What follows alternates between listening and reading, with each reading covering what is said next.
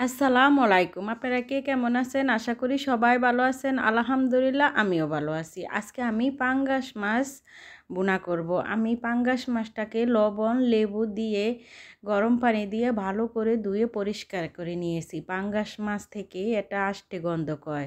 লেবু, লবণ, গরম পানি দিয়ে ধুইলে আর ওই গন্ধটা কয় না। আমি মাছটা ভাজার জন্য 4 পিস মাছ নিয়েছি। এখন আমি হাফ চামচ হলুদ, হাফ চামচ মরিচ, স্বাদ মতো লবণ আর পরিমাণ মতো সরিষার তেল দিয়ে মেখে 10 মিনিট রেখে দেব। এই মাছটা মেখে রেখে দিলে মাছের ভিতরে যত মশলা আছে সব ঢুকলে মাছটা ভাজলে মাছ থেকে একটা ঘ্রাণ কয়। রান্না করলে অনেক মজা হয়। এখন আমি চুলাইতে কড়াই বসিয়ে দিলাম। কড়াই বসিয়ে দিয়ে পরিমাণ মতো তেল দিয়ে দিলাম। এখন আমি মাছটা ভেজে নেব।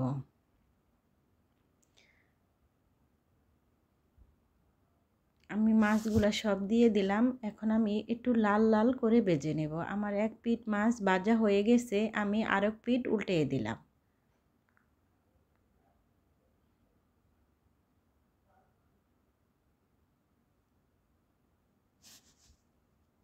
আমার মাছটা ভাজা হয়ে গেছে, এখন আমি উঠিয়ে নেব।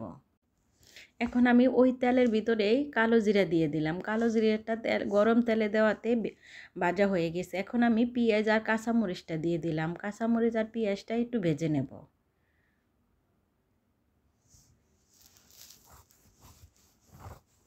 আমার পেঁয়াজ কাঁচামরিচ ভাজা হয়ে গেছে। এখন আমি দিয়ে দেব আদা রসুন বাটা। আদা রসুন বাটাটা দিয়েও আমি ভালো করে ভেজে নেব। আমার ভাজা হয়ে গেছে। এখন আমি দিয়ে দিলাম শুকনো মশলা, স্বাদ মতো লবণ, 1 চামচ মরিচের গুঁড়া, হাফ চামচ হলুদের গুঁড়া, হাফ চামচ জিরার গুঁড়া, হাফ চামচ ধনিয়ার গুঁড়া দিয়ে আমি একটু পানি দিয়ে দিলাম মশলাটা ভালো করে কষানোর জন্য। এইভাবে পাঙ্গাস মাছ রান্না করলে যে জীবনে না খাইছে সেও খাবে। এত টেস্ট, এত মজা হয়। আমার মশলাটা আমি ভালো করে কষিয়ে নিলাম। এখন আমি মাছ দেওয়ার জন্য আগে একটু ঝোল দিয়ে দেব। ঝোলটা বলক আসলে তারপরে আমি মাছ দেব।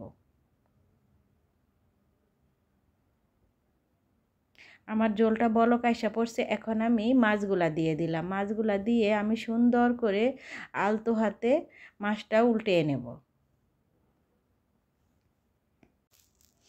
আমার রান্না হয়ে গেছে। আমি আজকের মতো বিদায় নিলাম। আবারও দেখা হবে নতুন আরেকটা ভিডিওতে। আপনারা সবাই ভালো থাকেন। আল্লাহ হাফেজ। আসসালামু আলাইকুম।